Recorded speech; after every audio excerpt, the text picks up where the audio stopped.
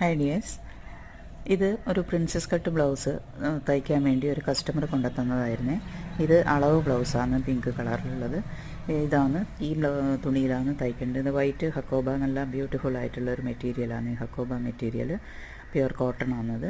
അപ്പോൾ അതിന് princess cut blouse തയ്ക്കാൻ പറഞ്ഞപ്പോൾ ഞാനത് ആദ്യം പേപ്പറിലാണ് ഞാൻ പാറ്റേൺ ചെയ്തിട്ടാണ് പ്രിൻസസ് കട്ട് സാധാരണ തയ്ക്കാറ്. അപ്പം നല്ല പെർഫെക്റ്റ് ആയിട്ട് നമുക്ക് കറക്റ്റ് അളവിൽ നമുക്കത് ചെയ്തെടുക്കാൻ പറ്റും.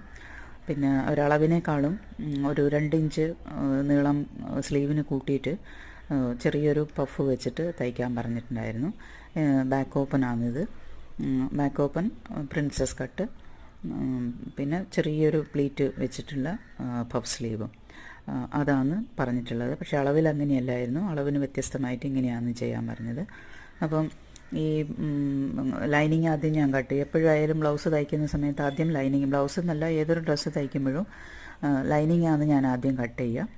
ലൈനിങ് കട്ട് ചെയ്തിട്ട് കറക്റ്റ് അളവിൽ ലൈനിങ് കട്ട് ചെയ്യും. പിന്നീടാണ് ഒറിജിനൽ തുണി അതിൻ്റെ മേലെ വെച്ചിട്ട് കുറച്ച് കൂട്ടിയിട്ട് ഒരു 1/2 ഇഞ്ച് വീതി കൂട്ടിയിട്ടാണ് ഞാൻ എപ്പോഴും എല്ലാ ഡ്രസ്സും ഞാൻ കട്ട് ചെയ്യാറ്.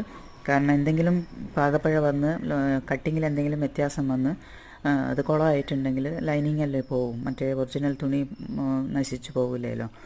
അപ്പോൾ അതുകൊണ്ട് ഞാൻ എപ്പോഴും അങ്ങനെയാണ് ചെയ്യാറ്. ഇപ്പം പ്രിൻസസ് കട്ട് ആദ്യം ലൈനിങ്ങുമായിട്ട് മെയിൻ ക്ലോത്ത് അറ്റാച്ച് ചെയ്തു, സൈഡ് കൂട്ടിയെടുത്തു. നല്ല ഭംഗിയിൽ ബ്ലൗസ് ഇവിടെ റെഡി ആയിട്ടുണ്ട്. ചെറിയൊരു പ്ലീറ്റ് ഇട്ടിട്ട് കൈക്കും നീളം വെച്ചിട്ടുണ്ട്. ഇത് വീഡിയോ ഇഷ്ടപ്പെട്ടാൽ ലൈക്ക് ചെയ്ത് ഷെയർ ചെയ്ത് സബ്സ്ക്രൈബ് ചെയ്യണേ. ഇതുപോലെ മനോഹരമായിട്ടുള്ള ഡ്രസ്സുകൾ നിങ്ങൾക്കും തയ്ക്കണമെന്നുണ്ടെങ്കിൽ കോൺടാക്റ്റ് ചെയ്താൽ മതി. അപ്പം thanks for watching. Bye. See you next